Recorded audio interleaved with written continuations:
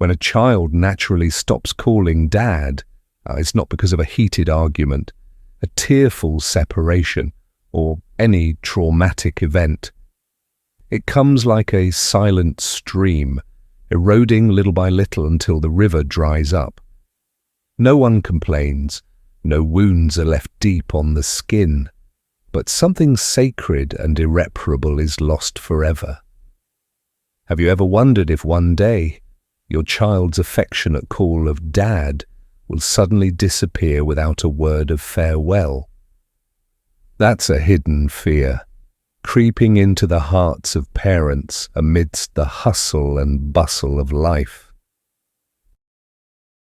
This is letter Habidus 16, a letter in the Family Letters collection, not meant to apologize or lecture anyone. It's simply a story told, a sincere self-reflection from the bottom of a father's heart who has experienced that moment. We're not trying to paint a bleak picture or blame anyone, but simply want to look back at a reality, an invisible crack in modern family relationships, so that each person can find their own answer. Viewers might ask, why would an ordinary father lose the ability to call himself dad? That question will lead us deeper into Mark's story. Mark is a very ordinary father, not guilty, not extremist. Like any other man, he's busy with work, striving to provide for his family of 3. A small family with warm meals, movie nights, and familiar weekend outings. Love is always present, undeniable. Mark loves his wife and his little daughter more than anything in the world. Yet, there's something that seems to always be missing, the presence, the companionship in every small moment of life. He was physically present, providing for her, taking care of everything, but sometimes his mind and attention would drift to unfinished projects, work pressures, and financial worries. It was an invisible burden that many modern men face, torn between their roles as the breadwinner and the father and husband.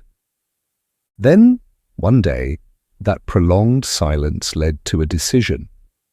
Not because of tragedy, infidelity, or heated arguments. Mark and his wife separated amicably, even somewhat civilly. They still respected each other and co-parented their children. The only reason, perhaps, was the invisible distance, the lack of emotional connection that had accumulated over the years, turning them into roommates rather than soulmates. Like a door closing softly, silently, but a part of their lives had been forever changed. When the parents separated, Mark's role shifted from being a daily stay-at-home parent to a visitor. His love for his child didn't diminish, in fact, it grew stronger. But now, that love is measured by time zones, schedules, and pre-arranged appointments. He strives to be a model father in the truest sense of the word in this new context. Every weekend, he's punctual, picking up his child, taking them out to play, buying new toys, and sharing their favorite foods. Everything is planned according to court arrangements or mutual agreements. Everything is right, but it's no longer close. The father-child relationship now resembles a meticulously scheduled, perfectly organized meeting, but lacking the spontaneity and naturalness of everyday life. It's like trying to keep a flower thriving by providing enough water and light according to a formula, but forgetting that the flower needs to breathe freely to receive unexpected drops of dew. Mark realized that, despite his efforts to fill the void with planned gifts and experiences, the emptiness in his daughter's heart seemed to remain. She still smiled, still hugged him, still told stories about school, But something had changed. The child, with her sensitive instincts, began to stop waiting for him as before. The excitement whenever he appeared had diminished, replaced by a calm acceptance, as if it were an inevitable part of life, just a routine. It wasn't resentment, nor overt sadness, but something more elusive, a quiet adaptation. During those infrequent meetings, Mark began to notice small, fleeting signs, signals he had deliberately ignored, or rather, rationalized. His daughter was less proactive in seeking him out, less likely to share little secrets or trivial stories of her day. She no longer rushed to hug him upon seeing him, no longer clung to his hand, recounting school matters the moment they met. The stories she told seemed more selective, presented in a more mature way, less childishly expressive. Mark remembered her younger days, whenever he came home late, she would wait at the window, clinging tightly to him. Now, she seemed accustomed to his absence. She wasn't angry, nor sad. She had simply learned to accept and manage her own world without his presence as a matter of course. He tried to rationalize. She's grown up. She's just more independent. That's how children are. Things are different. He reassured himself with reasonable arguments, because facing the painful truth that he was gradually losing his place in his daughter's heart was not easy. Mark thought that as long as he still loved her, still provided for her, still spent time with her on weekends, everything would be fine. He forgot that love, sometimes, needs to be proven by constant presence, by nameless, ageless everyday moments, not just by quality dates. He missed the signs that a profound change was taking place, a shift in his role in his daughter's life. Absence wasn't a void, but it was filled with other experiences, other relationships, things that he, as a father by appointment, couldn't possibly grasp. And then, that day arrived, a moment without drama or tears, yet etched into Mark's mind more deeply than any other event. It was an ordinary Sunday afternoon, and he was assembling a new toy model with his daughter. Golden sunlight streamed through the window, filling the room with the cheerful laughter of the little girl as Mark pretended to be clumsy and dropped pieces. Suddenly, she looked at him, her eyes clear and bright, and said something he still can't forget. "Uncle Mark, can you help me assemble this? Uncle Mark." Not Dad, not Pa, but Uncle Mark.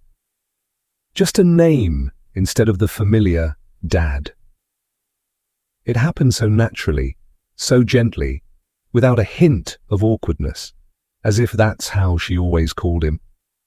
As if Dad had become a foreign word, or simply a title for someone else. The name Mark was still him, but the addition of Uncle placed him in a different position, a familiar guest, a relative, but no longer a father in the truest and most intimate sense.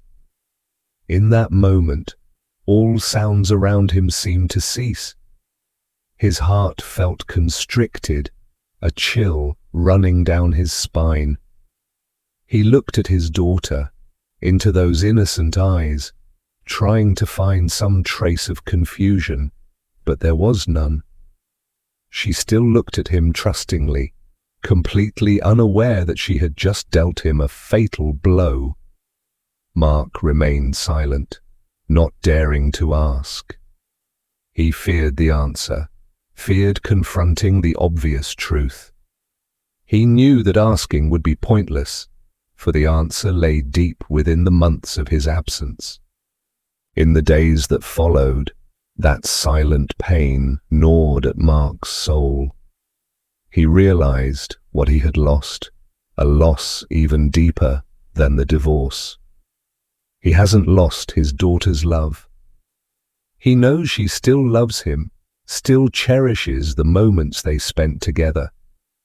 But he has lost his daily presence, lost his position as the first person she turns to when things go well or badly, when she needs a comforting embrace or the most sincere advice. He is no longer the first person she thinks of when she wakes up, when she goes to sleep, or when she faces a difficult problem. That position, unconsciously, has been filled by others, by her always there mother, by her grandparents, by her friends, or even by the experiences she discovers on her own. Memories are not as important as the repetition of everyday moments.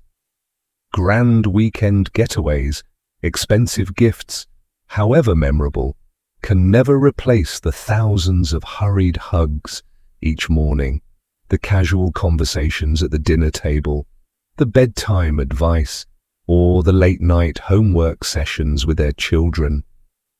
It is these small repetitions, these familiar habits, that form the strongest, invisible bond connecting parents and children. Weekends can't make up for a childhood. This saying kept echoing in his head. He realized he had sacrificed too much, and the price wasn't just money or time, but an irretrievable part of his daughter's childhood and a part of his own role as a father. From a psychological perspective, children need stable, continuous connection to develop a sense of security and trust. When that bond is broken or becomes fragmented, no matter how great the love, it will create voids that can never be fully filled. Mark understood this, painfully and belatedly. So why was this letter written? Mark didn't write it to his daughter. He didn't want her to bear another emotional burden, another regret. Nor did he write to reclaim a lost role, because he knew time couldn't be turned back. This letter was an acknowledgement of the truth to himself, an acceptance that he had missed something precious, not because he didn't love, but because he hadn't been present enough. In this story, no one is entirely wrong. His wife wasn't wrong to seek a more balanced relationship. His daughter wasn't wrong to adapt to her new circumstances and grow up naturally. And even Mark, he didn't intentionally cause these things.